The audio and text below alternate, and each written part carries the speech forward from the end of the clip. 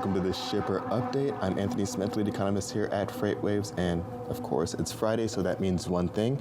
It's time for a weekend review. So starting it off here, we have this weekly initial jobs claims right behind me in this blue line, and what we've seen here was a downward movement to 260,000 applicants.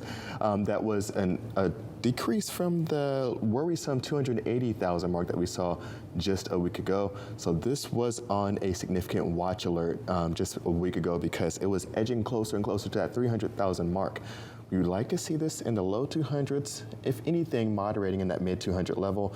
As we get closer and closer to 300,000, that is going to be more concern, or reasons for concern as we look at the initial jobs claims. As we continue to monitor this one, we're going to keep this one off that watch alert for now.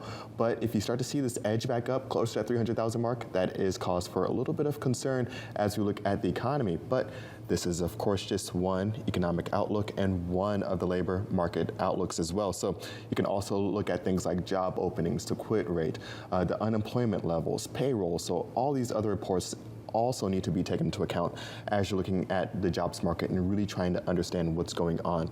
The big thing, of course, in job openings, which will get refreshed next week, so we'll be keeping you up to date and posted on that one, is that there is an extraordinary number of job openings for the manufacturing sector.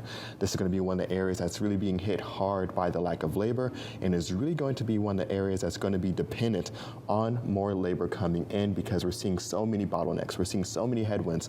Right now, it doesn't seem as though the increased pricing environment is going to be slowing down some of this activity. There's still new orders coming in, but there is some slower growth coming in, but I don't think it's coming from those increased rates. Moving into our next chart, we're going to talk about what's happening a little bit more upstream.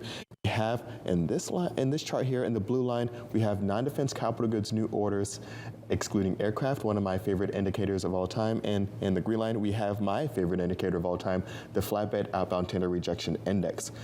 When we look at these two things, it really can be summarized as the canary in the coal mine. If you want to see what's going on in the macroeconomy, that's because we're looking upstream here. When we started off here, we're looking at, of course, the green line, the flatbed outbound tender rejection index. You might ask yourself, why is this such a favorite index of mine? And that's because everything starts upstream. When we're looking at the flatbed outbound tender rejection index, it's really going to show the capacity levels for things that are going to be really transported throughout the country. This is going to be non-residential from time to time. It's going to be residential construction. Sorry about that. It's also going to be manufacturing. And so when we're looking at this, these are going to be those telltale signs that's going to show the strength and of the economy on both the consumer side and the business side. Looking at this blue line here, this is non-defense capital goods new order, as I mentioned just a few moments ago. Excluding aircraft, we take out the defense spending because that's going to really have a lot of large volatile swings and purchases that could skew some of the underlying trends, and we take out aircrafts for the same reason. When we're looking at this core number here in the blue line, it's essentially showing core expenditures, business-to-business activity. And when we take into account business-to-business activity, we're seeing it remain elevated at a very high level. And so the most recent release for December showed that this is still going to be churning along upstream. When we looked at the overall number for durable goods, we did see a downward movement, but when we're looking at specifically non-defense capital goods new orders, we're seeing that it remained pretty strong and pretty elevated at a very high level. As we're looking at this green line here, this flatbed outbound tender rejection index, one of the things I love about it, of course, it's one of our proprietary Sonar indices, but it's also updated on a daily basis. And so we get a sneak peek as to what's going to be expected within the economy. Now, when I say slower growth is expected, that's not contraction. It's just an expectation. You've probably heard me say before that the growth won't be as rapid as we once saw last year.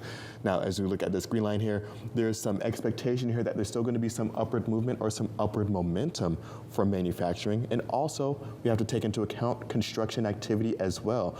As we saw permits just a week ago increase over 9%. And now, as we're looking at this number, as we continue to move throughout this year, 2022, we can expect a slow growth pattern taking hold.